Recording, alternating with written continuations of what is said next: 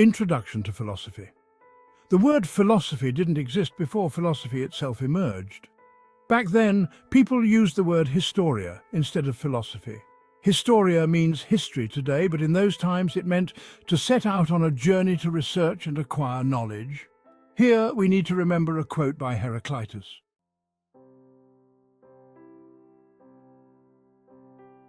Heraclitus said, "Those who love wisdom must be researchers of many things."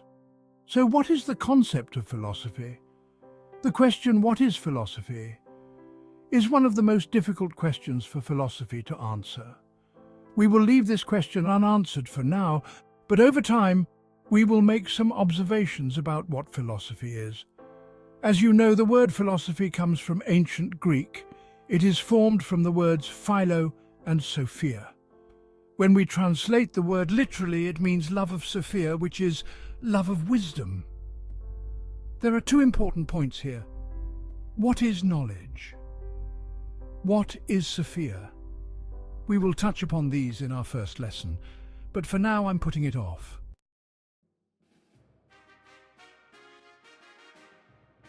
Now let's go back to the word historia. As I said before, historia was a word used for philosophical activities. When we look at the meanings of historia, we see setting out on a journey to learn, to research different views, ideas and cultures. From this perspective, one of the most important characteristics of philosophy is research. Well, at this point, we can ask a question like this.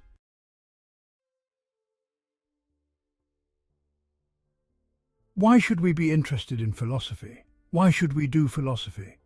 These are the possible answers to this question. We live in a philosophical world, whether we like it or not. Philosophical thoughts and assumptions are always at the forefront of our ideas and the views that guide our behavior. You can't escape philosophical studies and thoughts whether you like it or not.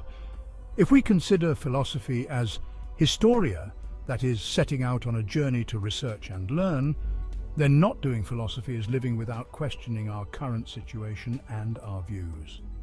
As Socrates said, the unexamined life is not worth living.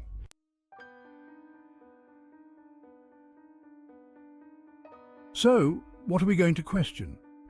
Here is the second pillar of philosophy. To question, to investigate, to ask questions. The Greek word for this is skeptemoi. It is to learn by asking questions. Let's establish the adventure of philosophy on two foundations. First, multifaceted research and learning. Second, questioning and investigating what we have learned. As Jaspers said, philosophy is about embarking on a journey. The most fundamental task of philosophy is to question, and this is also something that one must do for oneself.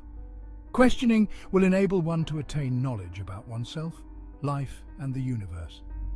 One of the most important qualities of a person engaged in philosophy is to question the views that they unconditionally accept as true and that guide their actions. In other words, it is to investigate why and how these views are true.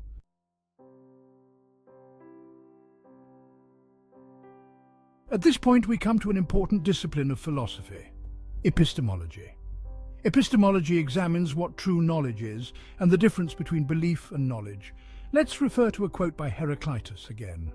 "One who does not deviate from the words of their parents cannot partake in the truth of philosophy." In other words, in philosophy, there is no accepting authorities or traditional views as true without question. I want to use a term here. If a person engaged in philosophy wants to be a genuine human being, which is the destiny of us all, they must distance themselves from views.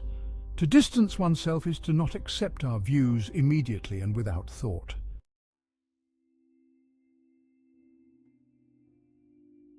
Philosophy is, above all, about criticizing. The old word for criticism is tenkit. When we look at the origin of the word tenkit, we encounter the word nakit. Nakit means cash, the valid currency. The opposite of nakit is counterfeit money. In this sense, philosophical criticism is separating valid ideas, profound ideas that can give meaning to life, from rotten and irrelevant ideas. The word critic is also an ancient Greek word. Philosophy, as we mentioned before, emerged in the ancient Greek world. One meaning of the word critic is to sift. Why do people sift?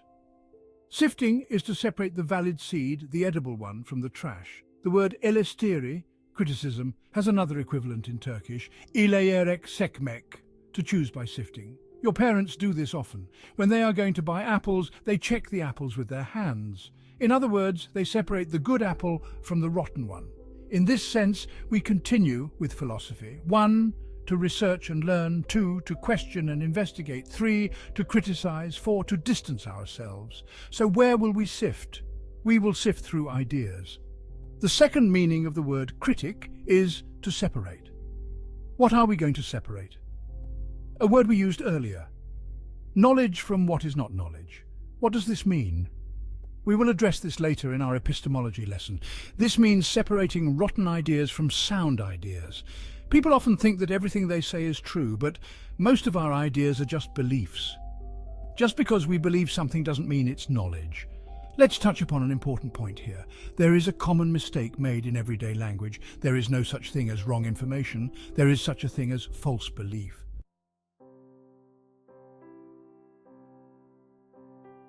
Ancient Greek thought and philosophy began in the city of Miletus, located within the borders of present-day Turkey.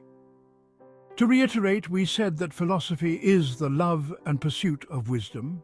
We said that philosophy is about embarking on a journey, and that the birthplace of philosophy in Western thought is Miletus. Miletus is an ancient settlement located within the borders of Aydin province in Turkey. Although it is no longer a port city today, it was an important port in the past. Being a port city is important because philosophy is always a coastal metaphor. It is a form of thought that developed on the coast. Ancient philosophers like Thales, Anaximander and Anaximenes were people who set out on a journey to learn and research sophia. They would board ships and travel to the coasts of the eastern Mediterranean of that time to learn about geometry, astronomy, and other knowledge developed in Egyptian and Mesopotamian cultures. This is what it means for philosophy to embark on a journey.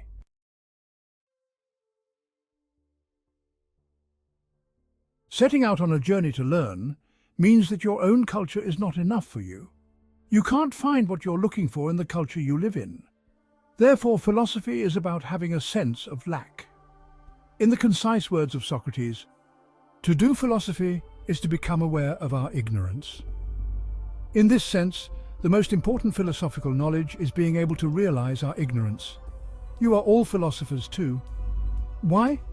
Because you are people who want to set out on a journey, to learn, to question the thoughts you find yourselves in. There are things that are no longer enough for you. This means you have a sense of lack. Philosophy begins with this sense of lack. In this sense, philosophy is a journey.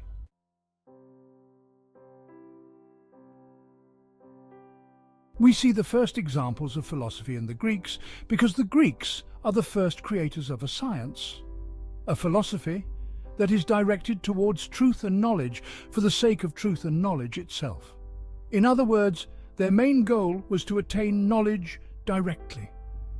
Both in name and in essence, philosophy first emerged in Greece in the 6th century and reached its peak with Plato and Aristotle.